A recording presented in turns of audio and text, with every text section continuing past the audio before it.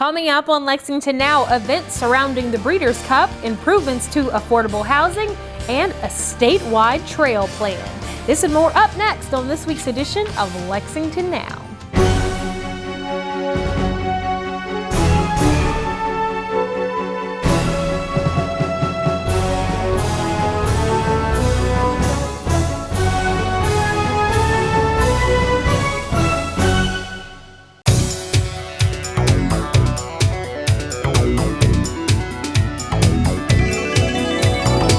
I'm Sherelle Roberts, and welcome to another edition of Lexington Now, where we take a look at the news that shapes your urban county government.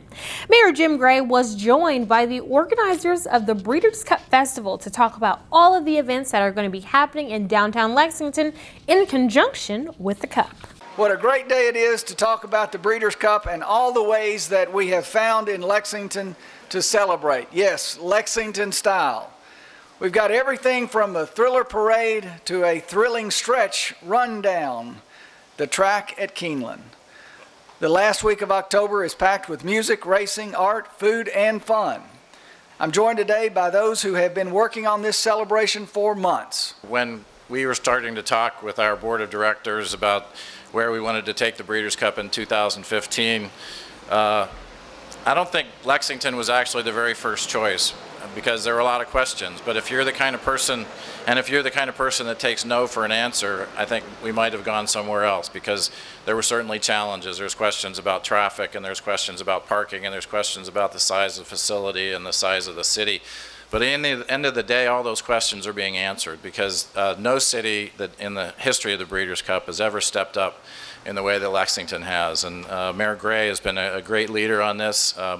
From the very beginning, encouraging us to come here, finding ways to institute beautification projects for the city, spending well over $500,000 in improvement projects around town so that visitors that come here from all over the world will be impressed not only by the beauty of this place, but by the hospitality of the people.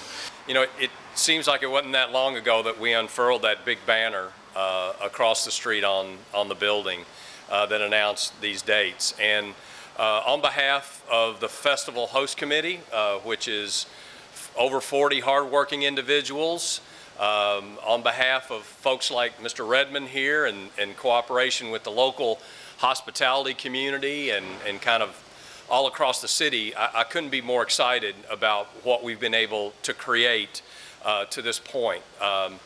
Like the mayor said, we've raised a significant amount of money to make sure that programming for the most part is free, which is always exciting. We do have ticketed events, but probably 80% of what we're doing is free. And when somebody asked me, they said, how can you describe this? And I said, well, it's kind of a cliche, but you hear something, we've done everything from A to Z. We've got everything from art to zombies. Thriller is a really special event for us at Parks and for the city of Lexington, so we are very, very honored to have been asked to be a part of this, the Breeders' Cup Festival. We are thrilled to kick the Breeders' Cup Festival off with this annual event. We have a very loyal fan base among locals for this event, and we're looking forward to sharing this wonderful experience and phenomenon with race visitors and people coming from out of town. Thriller is the perfect party for a great week of festivities a great week of festivities, and it will showcase the creativity, as you can see here, and community spirit that Lexington has to offer. With the help of Mecca Live Studio, dancers started rehearsing last week, and we still have space available for people that want to participate. We have rehearsals weekly, so we have all the information for people that would want to be in the Thriller Parade or the Halloween Parade. You could be a character or have a float. All of that is on our website at lexingtonky.gov. So we look forward to being a part of this great event and starting off the week for the Breeders' Cup. Thank you.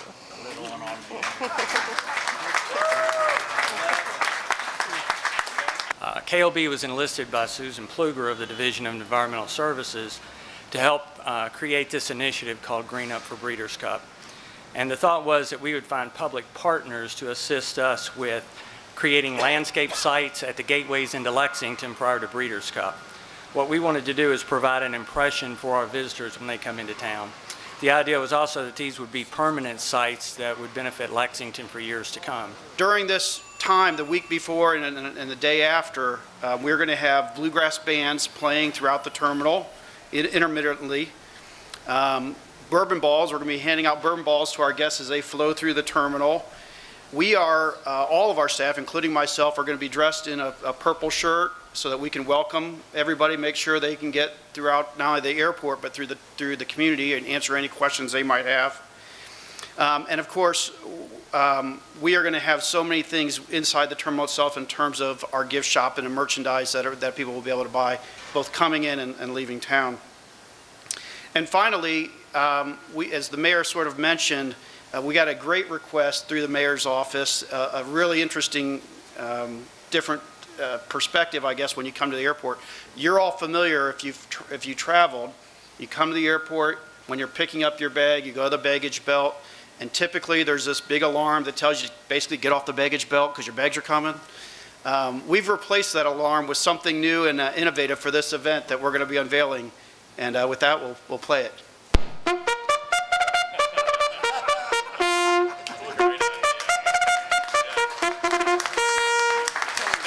Thank you. For more information about all of the fun and activities, you can log on to the city's website. It's lexingtonky.gov. In recent years, we've seen a push toward more and better affordable housing, and a large part of that groundswell includes improving upon existing options. Mayor Jim Gray held a press conference with other officials to announce a new and important renovation.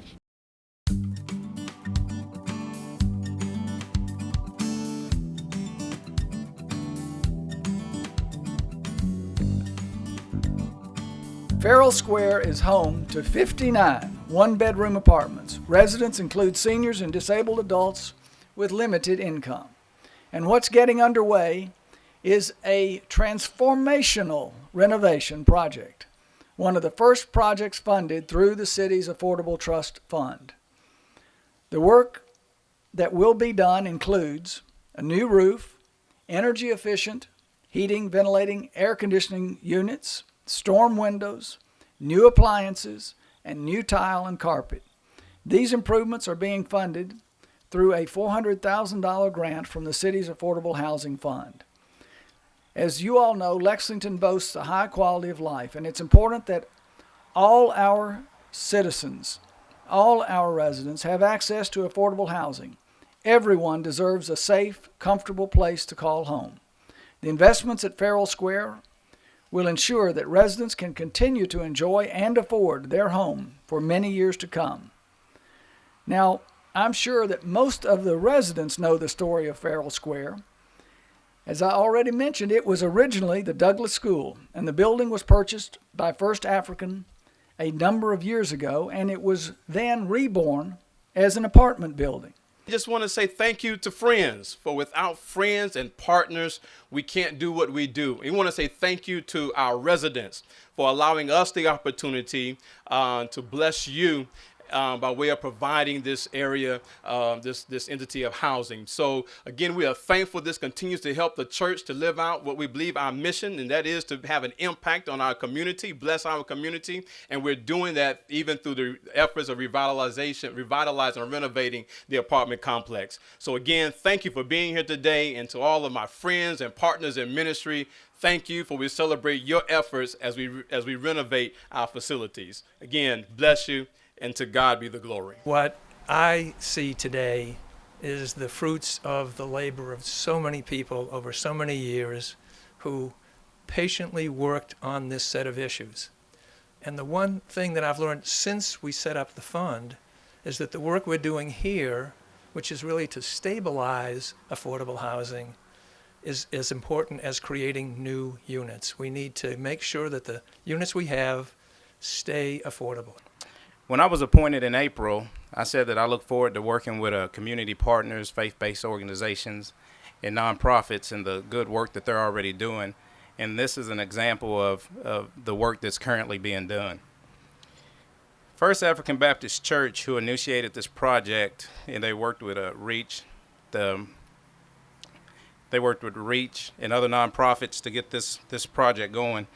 I think it shows that that they care and understand the importance of providing affordable housing to the citizens of this district, the elderly citizens and the disabled citizens that are able to afford these facilities. And I think it also shows that they're being good stewards to apply and being approved for the funds to renovate these units to keep the affordable housing units on the market and to make sure that affordable housing is available to those that need those services. And a bonus to it is also the efforts that they have made to preserve this building. This building has a lot of history and is an important landmark in this community. And I think I don't want to say kill two birds with one stone, but to preserve the building and provide affordable housing, I think is real important, and a lot of people appreciate that. So I'm excited about seeing this project come to fruition and look forward to seeing how it turns out and the people that it affects. This building that we're standing beside right now is a very, very special place to me. The guy standing to my left here, Austin Sims, knows what I mean when I say that.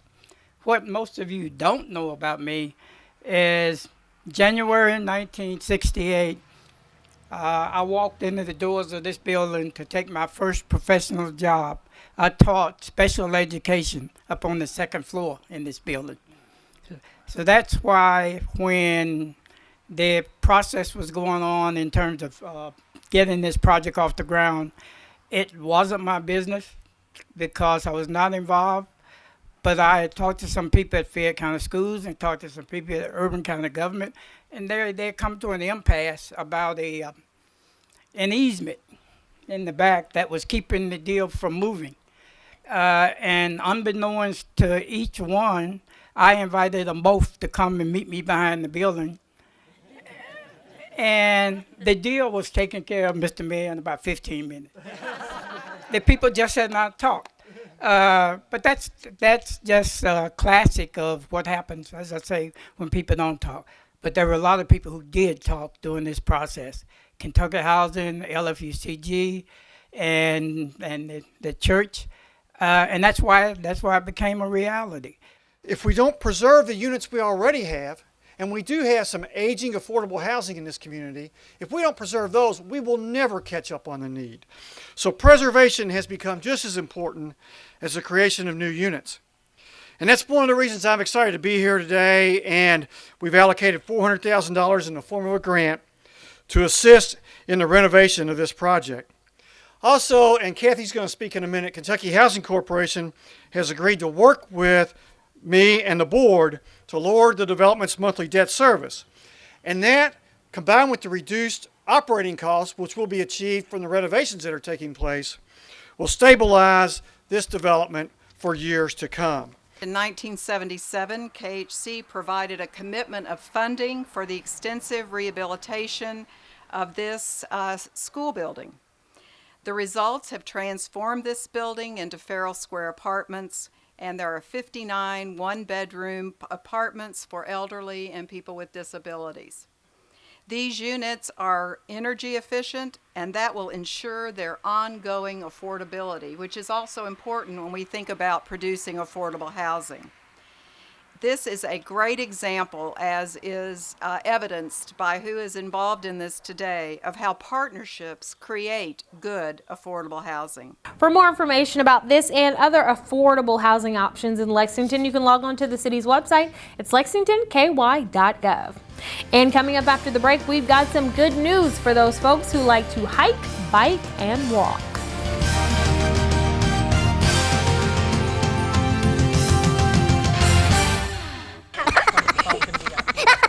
Little Goblins Galore is a fun, friendly family activity for children ages 12 and under. It's sponsored by the Lexington Parks and Recreation. It's going to take place on Saturday, October the 17th at McConnell Springs. And our event time is 3 to 7 p.m. And we want to stress that we have had a change in event time. It is a trail at dusk, so 3 to 7 will be our operation time. It's $5 to get in, and there's lots of other activities. There is a trick-or-treat trail with all kinds of characters that you will meet along the way. It'll be very exciting. We also have entertainment throughout the day, which will be the UK Opera Theater, 3 Billy Goats Gruff, as well as puppet shows and a princess singing lots of your favorite princess songs. And we have lots of food and activities out here, so come and join us for a great time. For more information, you can visit our website at www.lexingtonky.gov. Look under parks and also at 859-288-2900. There's a party tonight. You wanna come with me? She said, baby, I'll try. I waited all night long for her to walk in, for her to bring me her light. Then she came in the room. She was the passion of my life.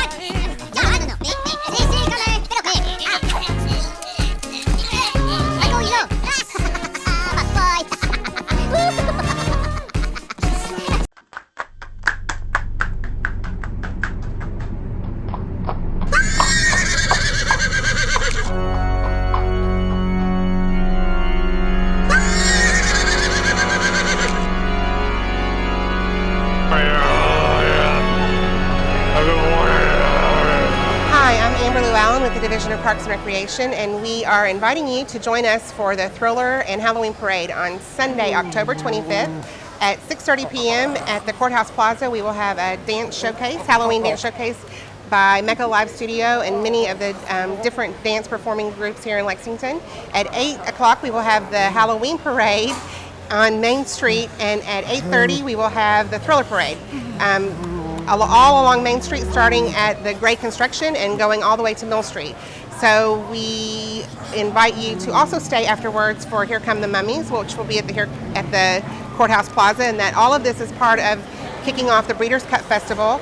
And for more information, you can contact me, Amber Lou Allen, at 288-2925. Thank you.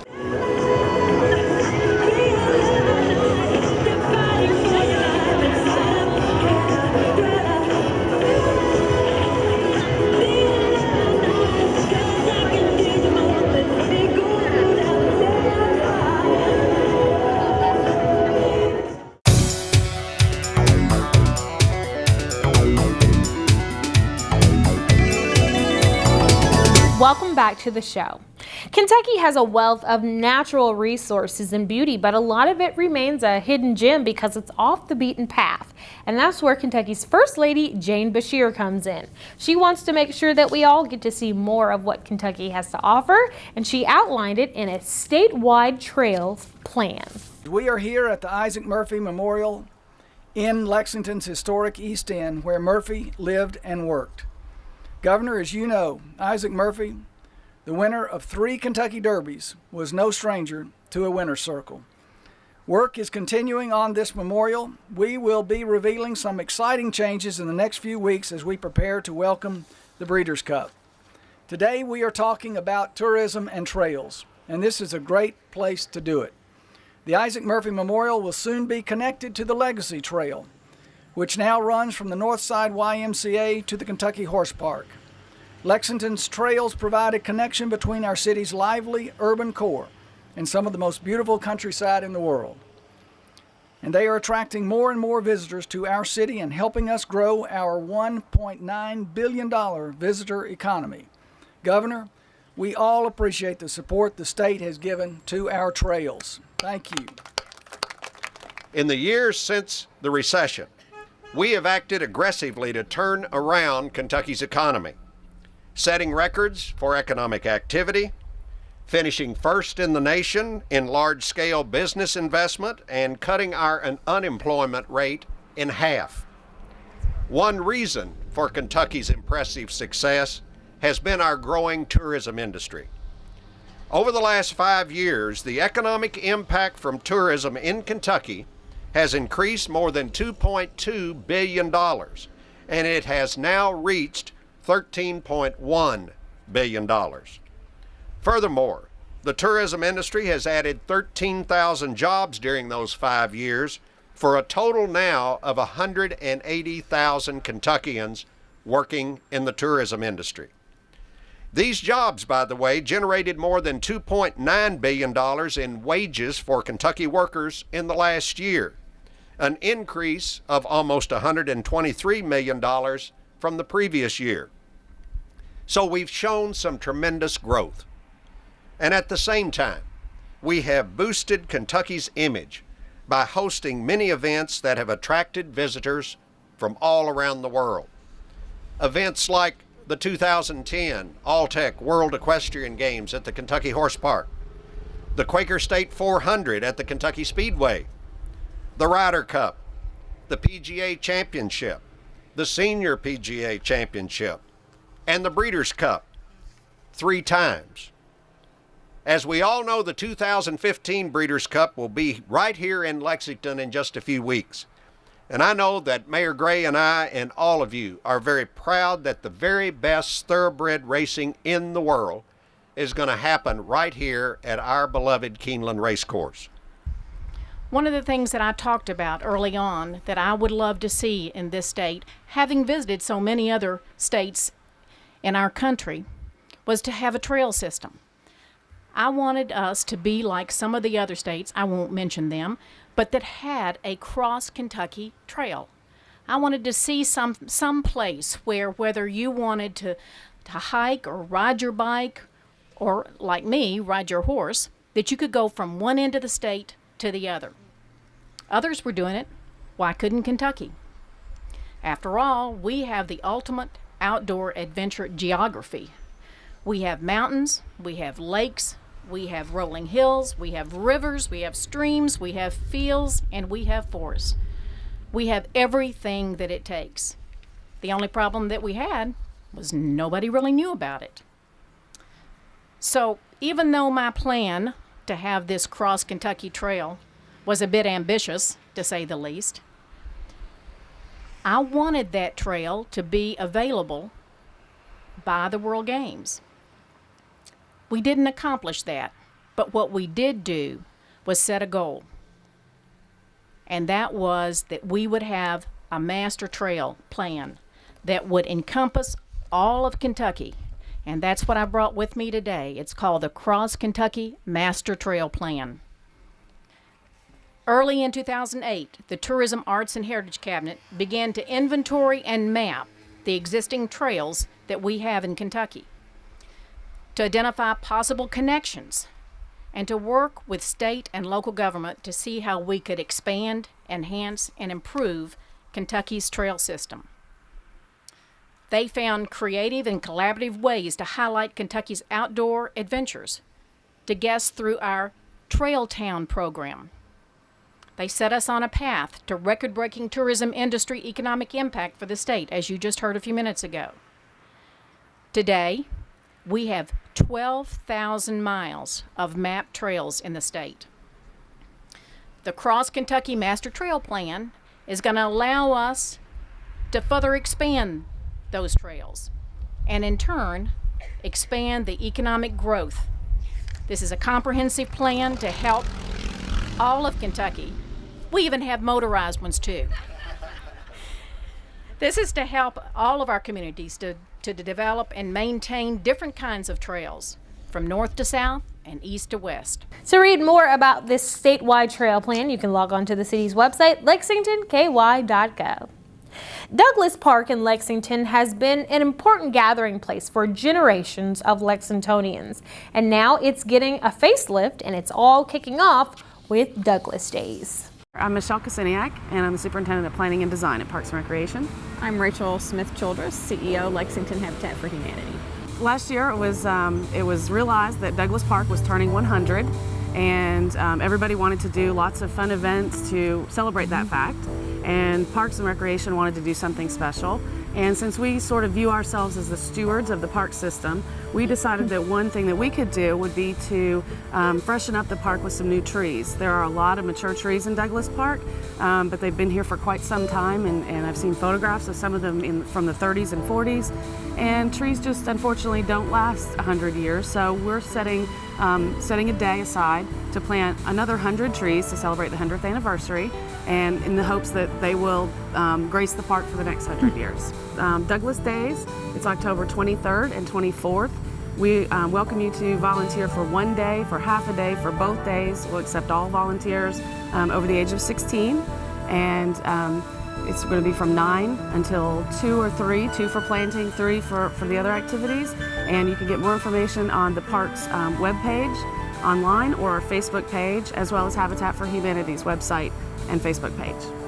Well, Lexington Habitat is very honored to partner with Parks and Recreation and the Georgetown Street Neighborhood Association to celebrate the incredible history of this park. We're very invested in this part of the community. We have almost 200 families who live in this area. And we want kids to have a safe place to play and adults a safe place to gather.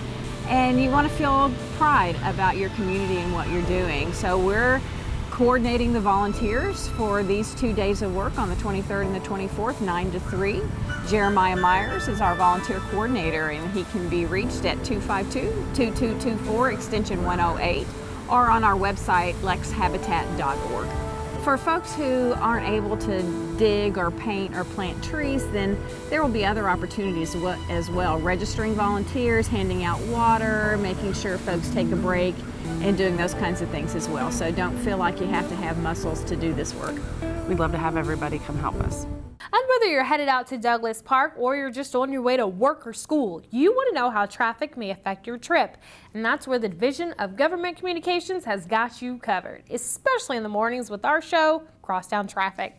Crosstown Traffic airs live weekday mornings from 6:30 to 8:30 and gives you the most up-to-date traffic news and even a street view with our live cameras so you can see where the delays are before you even leave the house. Remember, that's Crosstown Traffic only on GTV3. Now, here's a look at this week's lane closure report.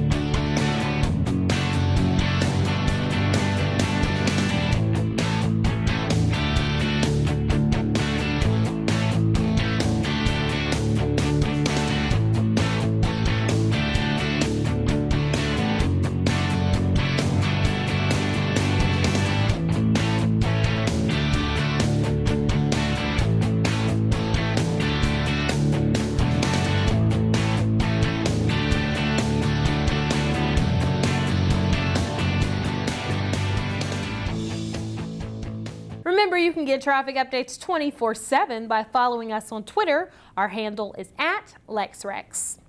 We've got some pretty interesting things on the calendar this week at City Hall. Here's a quick look at what's on the schedule, but for a complete listing of meetings and events, you can log on to the city's website. You know where to find us, lexingtonky.gov.